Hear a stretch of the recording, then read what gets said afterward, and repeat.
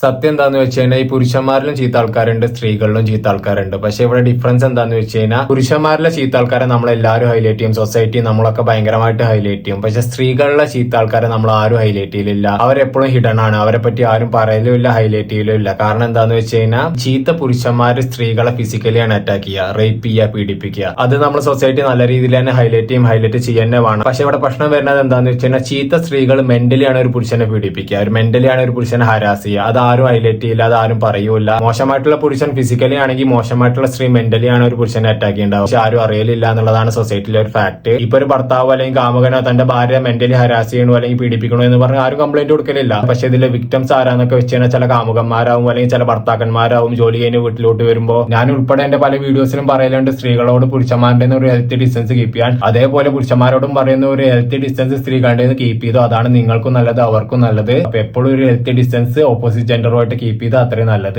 എന്നിട്ട് പോലും പ്രശ്നമാണ്. അപ്പൊ നിങ്ങളൊന്ന് ആലോചിച്ച് നോക്കുക, നല്ല സ്ത്രീകളും ഉണ്ട് പക്ഷെ മോശമായിട്ടുള്ള സ്ത്രീകളെ പറ്റി.